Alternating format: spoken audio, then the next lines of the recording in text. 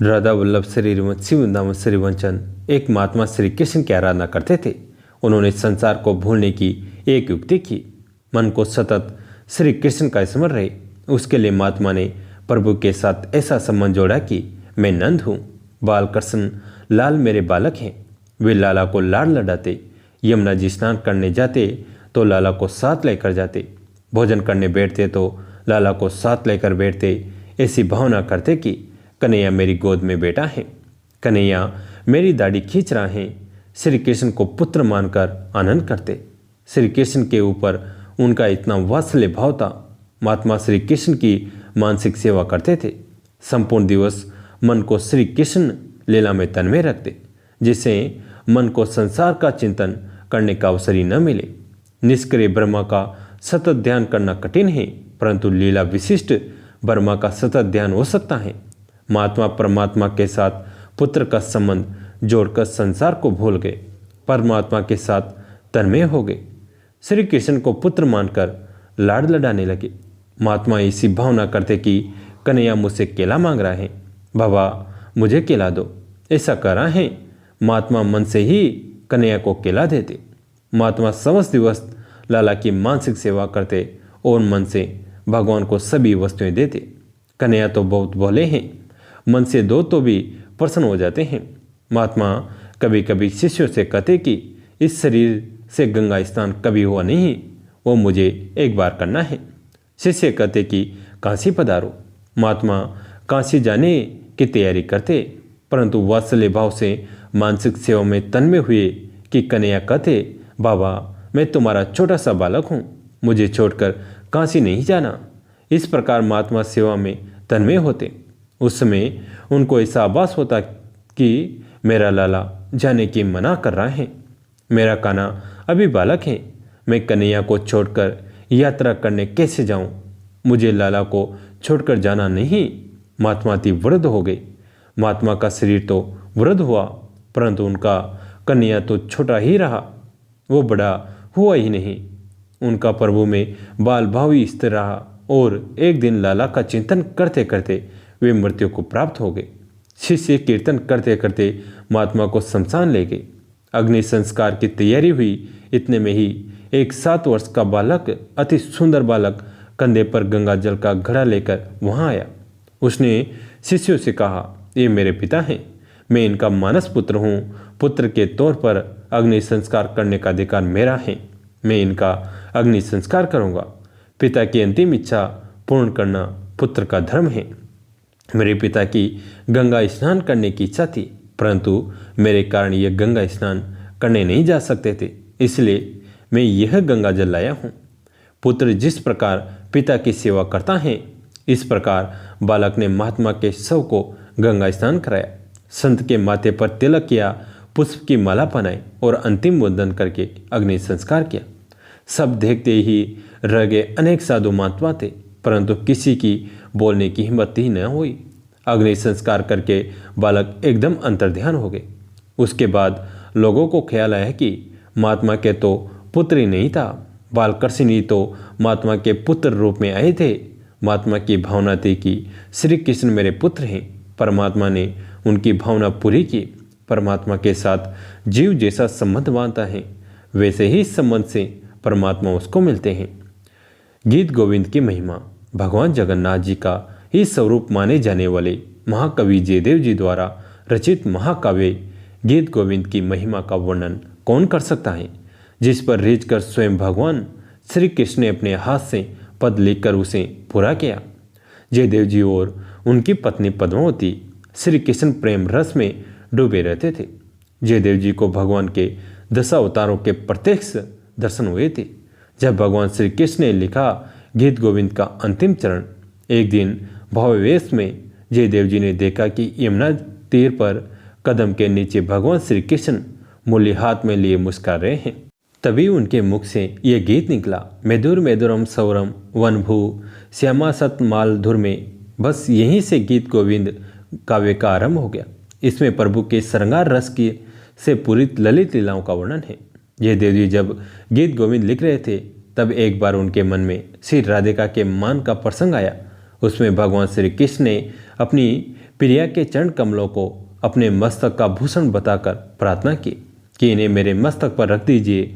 इस भाव का पद जयदेव जी के हृदय में आया, पर उसे मुख से कहते हुए तथा अपनी पत्नी पद्मावती द्वारा ग्रंथ में लिखवाते हुए वे सोच में पड़ गए कि इस गुप्त रहस्य को कैसे प्रकट किया जाए। इस कारण कविता का अंतिम चरण पूरा नहीं हो पा रहा था। जयदेव जी की पत्नी पद्मावती ने कहा, अब स्नान का समय हो गया है, लिखना बंद करके आप स्नान कर आइए। जयदेव जी ने कहा, पद्मा, मैंने एक गीत लिखा है पर इसका अंतिम चरण ठीक नहीं बैठता, मैं क्या करूं? पत्नी ने कहा, इसमें घबराने की कौन सी बात है, गंगा स्नान से लौटकर शेष चरण लिख लीजिएगा। पत्नी के स्नान के लिए जोर पर जोर देने में वे गंगा स्नान को चले गए। कुछ ही मिनटों बाद जयदेव जी का वेश धारण कर स्वयं भगवान श्री कृष्ण आए और बोले, पद्मा, जरा गीत गोविंद देना। पद्मा ने आश्चर्यचकित होकर कहा, आप स्नान करने गए थे न, बीच में से कैसे ही लौट आए? महामायावी किंतु भक्तवत्सल भगवान श्री कृष्ण ने कहा, रास्ते में ही अंतिम चरण याद आ गया, इसी से लौट आया। पद्मावती ने कलम और दवात ला दिए।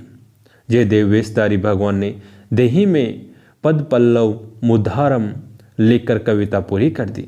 फिर पद्मावती से जल मंगाकर स्नान किया और पद्मावती के हाथ का भोजन ग्रहण कर पलंग पर विश्राम करने लगे। पद्मावती भगवान की पत्तल में बचा प्रसाद पाने लगी। इतने में ही गंगा स्नान करके जयदेव जी लौट आए। पति को इस प्रकार आते देखकर पद्मावती चौंक गई। जयदेव जी भी पत्नी को भोजन करते देखकर आश्चर्यचकित हो गए। जयदेव ने पूछा, पद्मा, आज तुम मुझे भोजन कराए बिना कैसे भोजन कर रही हो? पद्मावती ने कहा, यह आप क्या कर रहे हैं? आप कविता का शेष चरण लिखने के लिए रास्ते से ही लौट आए थे।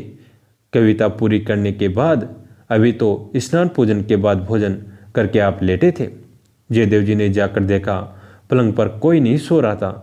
वे समझ गए आज अवश्य ही भक्तवत्सल भगवान की कृपा हुई है। फिर उन्होंने भगवान द्वारा लिखा कविता का शेष चरण देखा तो मन ही मन कहा, यही तो मेरे मन में था, पर मैं संकोचवश लिख नहीं रहा था। फिर वे दोनों हाथ उठाकर रोते रोते पुकारने लगे, हे कृष्ण, हे नंदनंदन, हे राधा वल्लभ, हे व्रजांगना माधव, हे गोकुल रतन, हे करुणा सिंधु, हे गोपाल, हे प्राण प्रिय, आज किस अपराध से इस किंकर को त्याग कर केवल पद्मा का मनोरथ पूर्ण किया है? इतना कहकर जयदेव जी पद्मावती की पत्तल से श्री हरि का प्रसाद उठाकर खाने लगे।